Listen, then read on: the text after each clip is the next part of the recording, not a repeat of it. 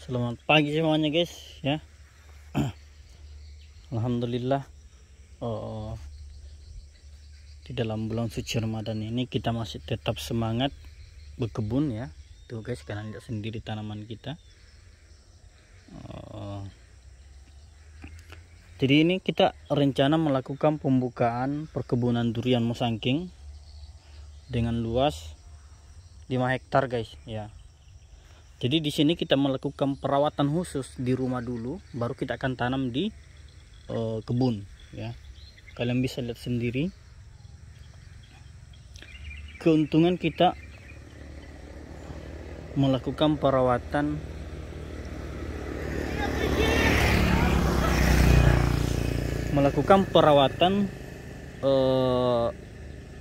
di rumah. Pertama, kita itu menghemat waktu dan menghemat biaya. Kalau kita langsung menanam di kebun dengan tinggi-tinggi seperti ini, itu akan membutuhkan waktu kita ke kebun bolak-balik guys untuk melakukan perawatan ya. Kalau kita rawat di kebun begini guys, jadi tiap hari kita melakukan pengontrolan pertumbuhan tanaman kita dan serangan hama dan penyakit. Nah, bisa kalian lihat sendiri, ini sudah rata-rata mau 2 meter ya, 2 meter, ada yang sudah 2 meter, ada yang belum. Ini nanti yang kaki 3 kita akan tanam di kebun khusus 1 hektar ya. Dan ini memiliki perlakuan khusus di mana tanahnya itu adalah tanah fermentasi selama 1 bulan. Kita menggunakan beberapa macam campuran bahan organik dan ada beberapa bakteri seperti Acmorymycetes, Pseudomonas solanacearum dan Aspergillum dan sebagainya, dan jenis Rhizobium japonicum ya, dan Trichoderma. Nah, kita melihat pertumbuhannya ya. Tuh. Pertumbuhannya itu sehat ya. Pertumbuhan tanaman itu sehat, daunnya pun sehat. Jadi pada saat kita menanam itu kebun langsung kelihatan indah ya. Kenapa indah? Karena pertumbuhannya tanaman kita ini sudah kelihatan langsung. Tuh guys ya. Tuh, bisa kalian lihat sendiri.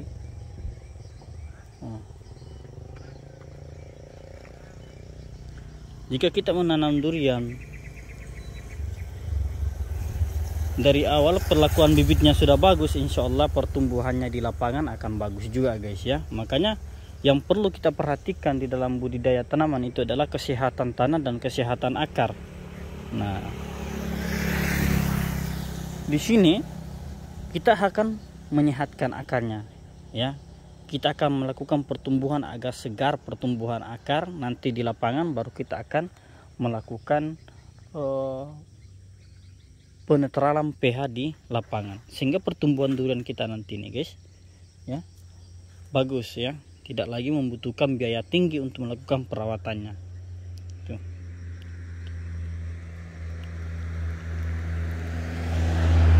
Tuh guys ya. Nah, karena kita sudah melakukan perawatan di sini, ditambah dengan pupuk padat kucing.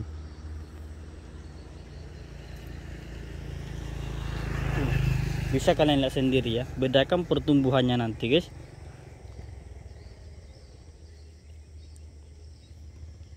Tanaman yang kita rawat khusus di sini dengan tanaman yang langsung ditanam akan beda jauh ya.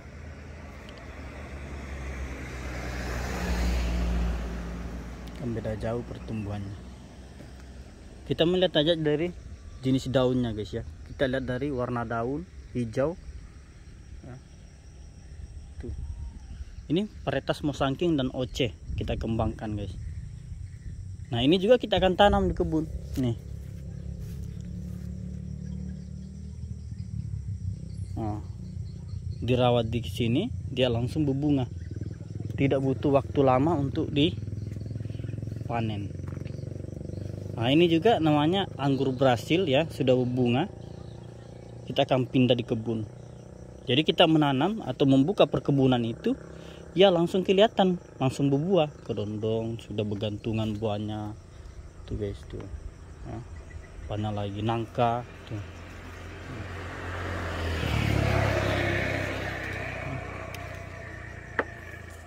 Tuh. Kita sortir guys, tidak usah terlalu banyak, bahaya pula. Nah, kalian lihat sendiri ya, ditanam langsung subur kelihatan. Jadi kebun kita itu langsung ramai, kebun kita itu langsung kelihatan ya. Nah ini juga ini kita kerja di dalam keadaan berpuasa, tetapi tidak mematahkan semangat kita untuk tetap bekerja dan tetap melaksanakan perintah agama guys untuk berpuasa ya. Kalian lihat sendiri tuh. Semuanya kita akan ganti nanti guys, polybagnya kita akan ganti semua.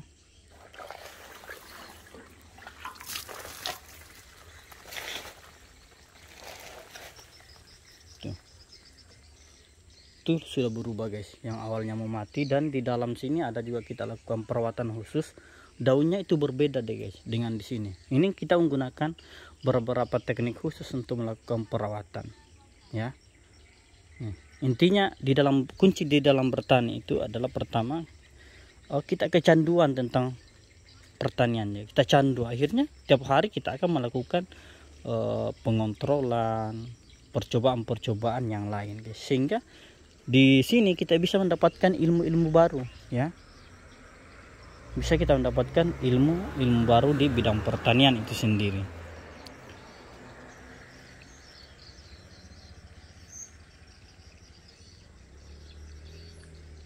Tuh. Itu tadi kuncinya ya. Salah satu kunci terbaik juga itu adalah kesehatan tanah dan kesehatan akar. Penuhi kebutuhan tanaman itu sendiri, baik secara unsur esensial, makro dan mikro, dan kesehatan tanah. Bagaimana cara tanah ini kita kelola dengan baik? Pertama, ini tanah adalah pH-nya rendah ya. Jadi kita rubah dulu guys, kita fermentasi, kita berikan berbagai macam seperti kaptan ya. Kita campur dengan berbagai macam pupuk organik, kompos dan sebagainya, sehingga menciptakan tanah yang subur dan sehat ya. Nah, di sini tanah ini akan banyak memiliki pori-pori makro, sehingga akar ini leluasa menembus dinding-dinding lapisan tanah untuk mencari unsur hara, sehingga akar ini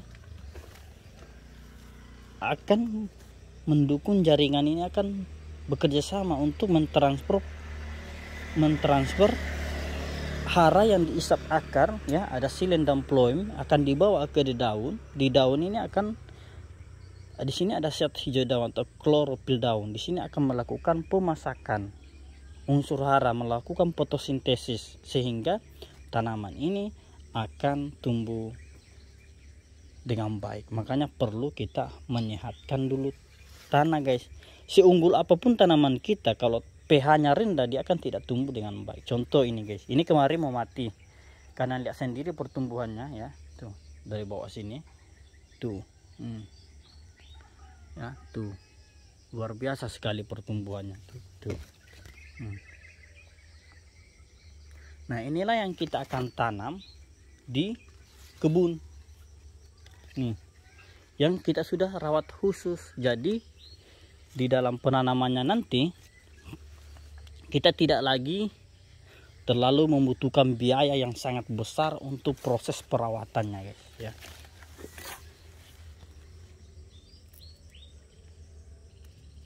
Hidup. Nah ini juga guys, ini sudah berubah guys, kalian lihat sendiri tuh ya, tuh luar biasa perubahannya. Nah ini bercabang-cabang langsung guys.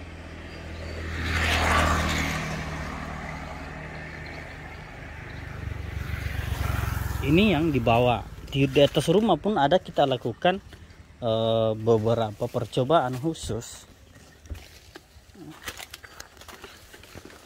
Kita bisa melihatnya guys ya, yang di atas rumah. Nah ini pun juga guys, ini sudah cantik ditanam nih, tapi tunggu habis lebaran, karena menanam yang besar polybag begini membutuhkan tenaga yang luar biasa, pasti kita akan haus.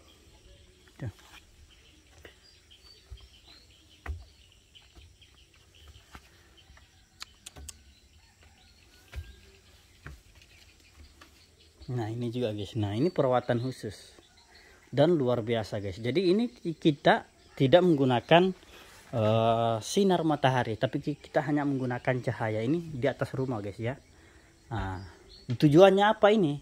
Yang pertama adalah kita mempercepat pertumbuhannya tinggi ya, hijau daunnya. Karena kenapa? Di sini kan unsur zat auksin, hormon auksin di sini tidak dirombak secara sempurna oleh sinar matahari. Jadi tanaman ini akan tumbuh memanjang mencari sinar matahari. Tapi kekurangannya itu adalah batangnya lemah ya. Nih kalian lihat sendiri, ini contoh batangnya lemah tuh. Tapi gampang aja nanti dikeraskan guys, kita akan kenakan sinar matahari. Tuh rata-rata yang sudah kugantung guys tuh. Nah, sudah agak mulai berdiri walaupun belum sempurna ya. Tuh guys, tetap semangat jadi petani guys. Salam kucing petani.